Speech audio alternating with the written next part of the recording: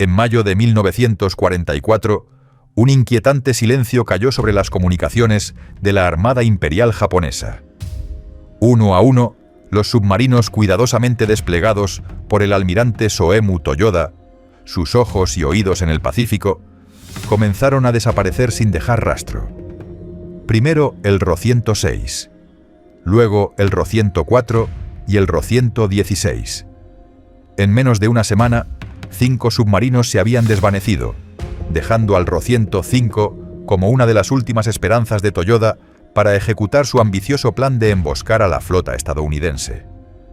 A medida que los informes de desapariciones llegaban a Tokio, el cuartel general imperial emitió advertencias urgentes a las embarcaciones restantes.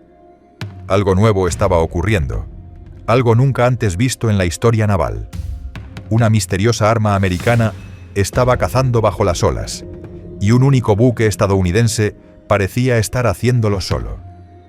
Mucho antes de convertirse en leyenda, ese buque llevaba el nombre de un joven oficial. Tras meses de entrenamiento en diferentes bases de la costa, el alférez John C. England había llegado recientemente a Hawái, listo para servir en la Marina de los Estados Unidos.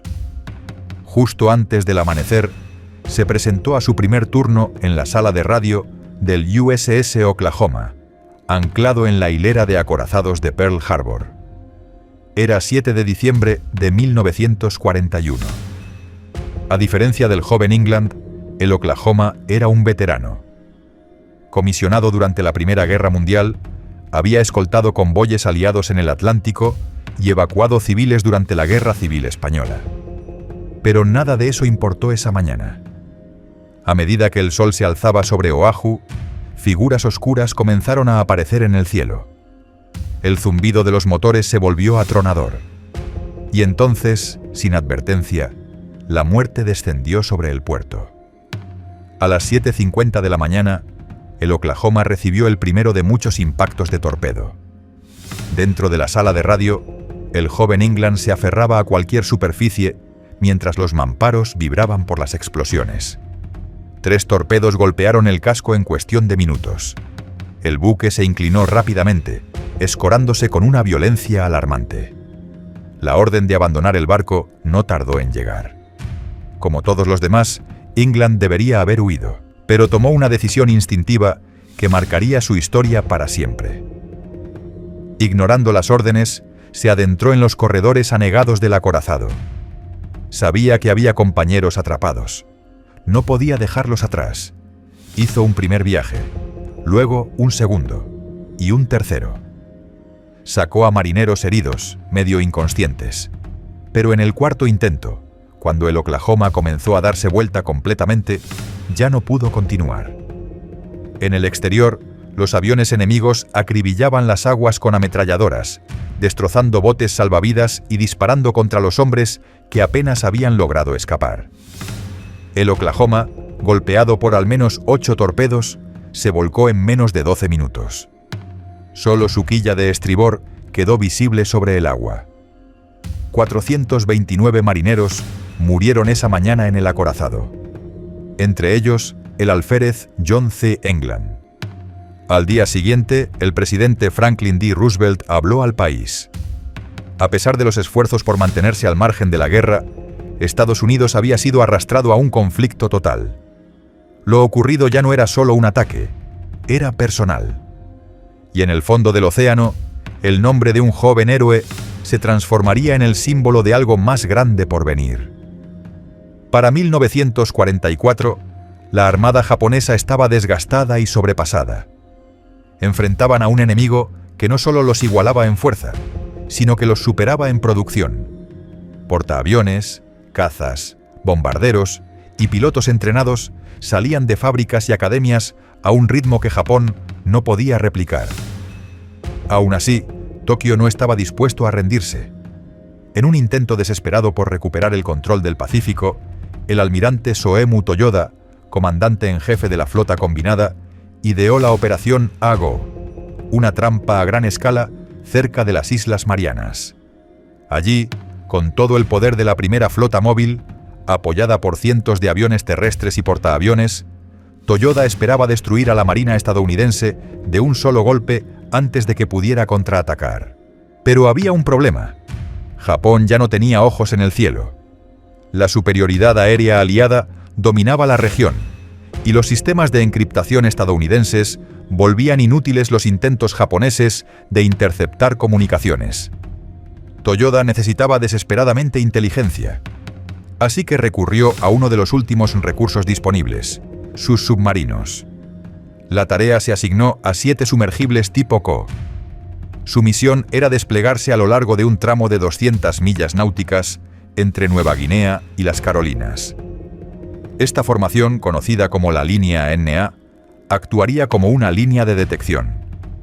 Si alguno avistaba una flota estadounidense, Toyoda activaría la emboscada. Sin saberlo, el almirante ya iba un paso atrás. En Pearl Harbor, los criptógrafos de la unidad de radio de la Flota del Pacífico habían interceptado los planes. Estados Unidos no perdió tiempo. Desde la bahía de Purvis se envió a la División de Escoltas 39, una fuerza cazadora compuesta por 3 destructores de escolta clase Buckley, el USS George, el USS Raby y el USS England, bautizado en honor al joven alférez caído en Pearl Harbor. La clase Buckley había sido creada a toda prisa por la Marina entre 1943 y 1944 para enfrentar las exigencias crecientes del conflicto en el Pacífico. Aunque inicialmente pensados como escoltas de convoyes, estos buques ganaron fama rápidamente por su letalidad contra submarinos. Más largos, rápidos y robustos que sus predecesores clase Evarts, contaban con tecnología avanzada de radar y sonar, así como un arsenal devastador. Pero su arma más temida, la que infundía terror en las tripulaciones japonesas, era una completamente distinta: el Hedgehog. El Hedgehog, desarrollado por la Marina Real Británica, era un mortero montado en proa, que lanzaba 24 cargas explosivas en una formación circular por delante del buque. A diferencia de las cargas de profundidad tradicionales, que explotaban a cierta profundidad sin garantía de impacto, el Hedgehog estaba diseñado para detonar solo al contacto. Antes de su aparición, los destructores tenían que pasar justo por encima de un submarino para lanzar sus cargas, lo que generaba una pérdida momentánea de contacto sonar justo antes del ataque. El Hedgehog eliminaba esa desventaja. Permitía mantener el seguimiento sonar hasta el instante del disparo. Era rápido, preciso y letal. Con 35 libras de Torpex, un explosivo 50% más potente que el TNT, un solo impacto podía destrozar un casco de acero y hundir un submarino en segundos. Para los submarinistas del Eje, el Hedgehog era una pesadilla flotante. El primer objetivo del grupo de escoltas liderado por el USS George no formaba parte de la línea NA, sino que era el IN-16, un submarino tipo C-1 con un largo historial. Años antes, había participado en el ataque a Pearl Harbor, lanzando uno de los minisubmarinos que se infiltraron en la bahía. Ahora su rol era logístico: abastecer a las tropas japonesas varadas en Buin, Papúa Nueva Guinea. Pero nunca llegaría a su destino. Un avión aliado detectó al I-16 al norte de Bougainville. La posición fue enviada de inmediato a la División de Escoltas 39. Los 3 destructores se desplegaron en formación, separados por 4.000 yardas, moviéndose en paralelo, rastreando el objetivo. El USS England fue el primero en establecer contacto sonar el 19 de mayo. Pero el INA-16 no se lo pondría fácil. Bajo el agua, el INA-16 comenzó a serpentear agresivamente, girando el timón para distorsionar el sonar y evadir la puntería. El USS England aceleró a máxima velocidad, persiguiendo la estela invisible de su presa. Cada vez que se acercaba lo suficiente para lanzar un ataque, el submarino realizaba un giro brusco y desaparecía del radar. El comandante Walton B. Pendleton dio la orden de fuego. El primer grupo de morteros Hedgehog salió disparado y falló.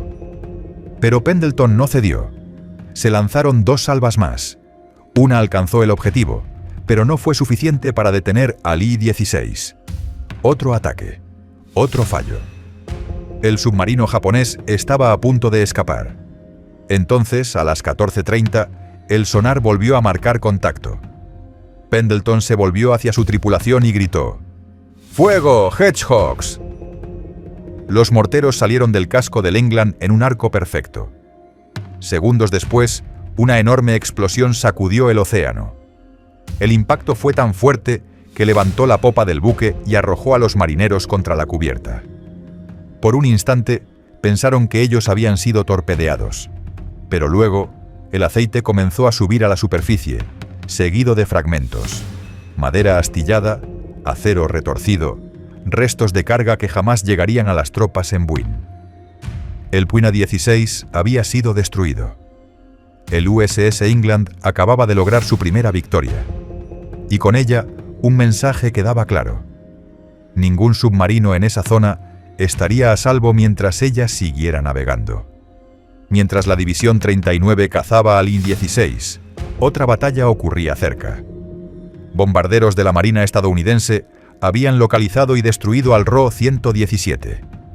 Pero el almirante William F. Halsey, al mando de la Tercera Flota, no creía que estuviera solo. Intercepciones revelaron que el almirante Toyoda había desplegado múltiples submarinos en la región. Halsey ordenó a los destructores explorar las aguas donde había caído el RO-117. El RO-100, o tipo Co, era más pequeño que los submarinos de flota, pero igual de mortífero. Ágiles, diseñados para defensa costera y ataques rápidos, podían alcanzar 14 nudos en superficie y 8 sumergidos. Llevaban tubos lanzatorpedos de 533 milímetros, ideales para emboscadas. Pero ahora, en manos del enemigo, eran los cazados.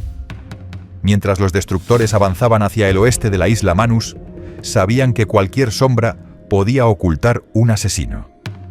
La visibilidad era casi nula tras la puesta del sol. El mar era una oscuridad absoluta. Solo el radar podía revelar lo que acechaba. Aún así, los hombres del comandante Pendleton continuaron. La tensión era constante. En la madrugada del 22 de mayo, la calma fue rota. A las 3:50 de la mañana, el radar del USS George captó una señal débil en superficie. Un submarino navegaba justo dentro del alcance. El USS England recibió la orden de formar un arco de contención. George y Raby se adelantaron. Al enfocar su reflector, el haz de luz iluminó al RO-106, uno de los centinelas de la línea NA, justo cuando comenzaba a sumergirse. George disparó el primer grupo de Hedgehogs, pero las cargas se hundieron sin ruido. El submarino había escapado. 10 minutos después, el sonar del USS Inglaterra volvió a hacer contacto. Pendleton no dudó. Ordenó una nueva salva. Pero tampoco hubo detonaciones. El RO-106 parecía tener una oportunidad de huir. Pero entonces, en un movimiento inesperado, el submarino giró de regreso. Tal vez quería confundir a sus perseguidores, o tal vez intentaba lanzar sus propios torpedos. Sea como fuere, ese giro le costó caro. El England alineó su ataque y disparó. 3 explosiones sacudieron el agua. Cuando se acercaron al punto de impacto, la mancha de aceite flotaba en la superficie. El RO-106 había sido eliminado. Algunos creen que fue la propia tripulación quien hundió el submarino para evitar ser capturada. Al día siguiente de la eliminación del RO-106, la División de Escoltas 39 se adentró más en la línea NA del almirante Toyoda. El clima no acompañaba. El cielo estaba cubierto de nubes densas y la visibilidad era prácticamente nula. Era como si el océano mismo conspirara para proteger a sus cazadores. La madrugada del 23 de mayo obligó a los destructores a depender solo de sus operadores de radar y de la ayuda de patrullas aéreas. Fue una de esas aeronaves la que detectó al RO-104, navegando en superficie a 250 millas náuticas al norte de Cavieng, Nueva Irlanda. A las 6:10 de la mañana, el radar del USS Raby confirmó el contacto a solo 4 millas de distancia. Las 3 naves aceleraron al máximo, cerrando la trampa. Pero el RO-104, al darse cuenta, se sumergió antes de ser alcanzado. El USS Raby fue el primero en atacar. lanza un patrón de morteros Hedgehog, pero no hubo explosiones. En su segunda pasada, el RO-104 activó una contramedida. Ráfagas acústicas para interferir con el sonar y confundir a los operadores estadounidenses. Una vez más, el peso de la responsabilidad cayó sobre el USS Inglaterra. Y una vez más, no falló. La primera salva no dio en el blanco, pero la segunda golpeó con fuerza. Una docena de proyectiles con espoleta de contacto impactaron contra el casco del RO-104. La explosión submarina fue tan potente que se escuchó a kilómetros. Por si acaso, el England lanzó 13 cargas de profundidad para asegurar la destrucción total del blanco. Poco después, trozos retorcidos del submarino comenzaron a emerger. El tercer objetivo había sido eliminado. Durante los días siguientes, la cacería no hizo más que intensificarse. En la noche del 24 de mayo, un nuevo contacto sonar detectado por el USS George encendió la alarma. Se trataba del RO-116, otro miembro de la línea NA. La nave enemiga inició maniobras evasivas inmediatamente, pero el USS England ya estaba en posición. Apenas su sonar pintó la ubicación del blanco, los artilleros dispararon un grupo de Hedgehogs. 4 proyectiles impactaron el agua, pero no hubo explosiones. Durante horas, los destructores peinaron la zona sin señales concluyentes. Pero con el amanecer, el mar comenzó a revelar sus secretos. Manchas de petróleo flotando en la superficie, restos de cubierta y escombros esparcidos por millas. El RO-116 había sido alcanzado. Aunque había intentado huir, finalmente se hundió por los daños sufridos. El reconocimiento oficial del hundimiento del RO-116 no llegó hasta un mes más tarde, cuando la Armada Imperial japonesa confirmó la pérdida total de la nave y su tripulación. Mientras tanto, a bordo del USS England se celebraba su cuarta victoria. Pero la situación comenzaba a volverse crítica. El combustible escaseaba, las municiones Hedgehog estaban al mínimo y la tripulación acusaba el agotamiento. El plan era claro: dirigirse a Manus Island para reabastecerse. Sin embargo, antes de llegar, a tan solo 100 millas náuticas de Siddler Harbor, los radares del Ravi y del England detectaron un nuevo contacto, el RO-108. A pesar del cansancio y los recursos menguantes, el comandante Pendleton dio la orden: regresar al mar. Todos sabían que era una apuesta peligrosa, pero dejar escapar al enemigo no era una opción. El USS Ravi lideró la persecución. Su tripulación, con sus últimas municiones listas, disparó un patrón perfecto de Hedgehogs. El RO-108 logró evadir el ataque en el último instante. Entonces Pendleton, imperturbable, ordenó el disparo desde el USS Inglaterra. Los morteros salieron zumbando de la proa, encontrando su blanco bajo las olas. Una serie de detonaciones violentas sacudió la zona. Al día siguiente, los 3 destructores, maltrechos pero victoriosos, llegaron a Manus Island. Allí se reabastecieron, recargaron Hedgehogs y se prepararon para la fase final de su misión. La línea NA del almirante Toyoda estaba colapsando, y la División 39 no pensaba detenerse hasta erradicarla por completo. En alta mar, la División 39 recibió refuerzos. Se unió un segundo grupo cazador liderado por el portaaviones de escolta USS Hogarth Bay, escoltado por los destructores USS Hazelwood, USS McCord y el escolta USS Spangler. Mientras los estadounidenses renovaban fuerzas, los japoneses emitían advertencias urgentes a todos sus submarinos: evadir a toda costa a los cazadores norteamericanos. La mayoría obedeció y desapareció en las profundidades del Pacífico. Pero el RO-105 no. Nadie sabe si su tripulación nunca recibió el mensaje o simplemente se negó a abandonar su posición. Permanecer allí era jugar con la muerte. En la madrugada del 30 de mayo, el USS Hazelwood localizó al RO-105. Sin dudarlo, lanzó un patrón de cargas de profundidad para destruirlo antes de que pudiera sumergirse. El ataque falló. El RO-105 contraatacó con astucia. Liberó aceite y restos falsos para simular su destrucción, serpenteó para romper el contacto sonar y se mantuvo justo más allá del alcance efectivo. El USS George y el Ravi lo persiguieron durante horas, lanzando ataques tras ataques, 16 en total, todos fallidos. En un momento crítico, el RO-105 emergió justo entre los dos destructores, colocándose en un ángulo donde ningún disparo era posible sin arriesgar fuego amigo. El tiempo se agotaba. A medida que el sol se elevaba, llegó una nueva amenaza. Aviones japoneses se dirigían hacia la zona. Permanecer era demasiado peligroso. Se ordenó la retirada, pero Pendleton protestó. No había tenido aún su oportunidad de atacar. Solicitó un último intento. Y entonces, tras casi 30 horas de cacería ininterrumpida, el USS England se lanzó al ataque final. El USS England aceleró hacia su objetivo, perfilándose para un último disparo. Bajo las olas, el RO-105 intentó esquivar, maniobrar, desaparecer. Pero esta vez no hubo escape. Los Hedgehogs volaron desde la proa del England y segundos después el océano explotó. Dos cargas hicieron contacto. La onda expansiva sacudió la cubierta del buque y lanzó a los marineros al suelo. Cuando el agua volvió a calmarse, la tripulación apenas podía creerlo. Tras 12 días de cacería, el USS England había logrado lo imposible: hundir 6 submarinos japoneses, uno tras otro. En ese momento, el comandante Hamilton Haynes, del USS George, tomó la radio y, entre asombro y admiración, lanzó una frase que quedaría para la historia. «Maldita sea. ¿Cómo lo haces, Pendleton?»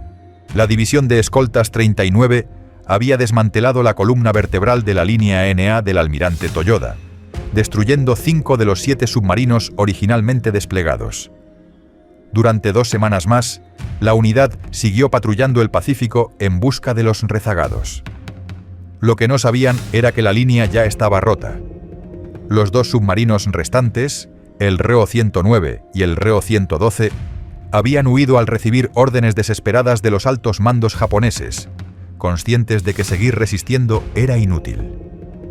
Sin esa pantalla submarina, la Armada Imperial quedó ciega. Incapaz de rastrear movimientos de flota estadounidenses o de preparar una defensa coherente, Japón comenzó a desperdiciar recursos, redistribuir tropas sin estrategia y dejar sus bases vulnerables. La gran promesa de la Operación AGO se derrumbaba. En junio de 1944 se desató el clímax, la Batalla del Mar de Filipinas. Japón, creyendo que podía sorprender a los estadounidenses, lanzó su renovada fuerza de portaaviones sin contar con vigilancia previa. Fue un error fatal. Se estrellaron contra una muralla de cazas F-6F Hellcat y defensas guiadas por radar. En pocas horas, más de 350 aviones japoneses fueron derribados, muchos antes de alcanzar siquiera a la flota enemiga. El poder aéreo que había devastado Pearl Harbor fue aniquilado. Y en medio de esa victoria estaba el legado de un joven oficial. El USS England, portando su nombre, había vengado al alférez John C. England y había cumplido una misión tan precisa, tan devastadora, que cambiaría el curso de la guerra naval en el Pacífico.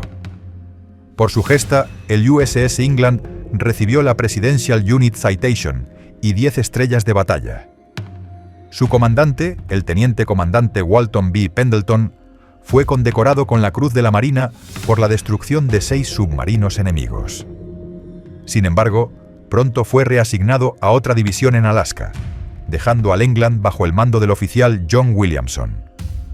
Durante el resto de 1944, el buque sirvió como escolta de convoyes, abriendo paso a las bases avanzadas que permitirían la ofensiva final contra Japón.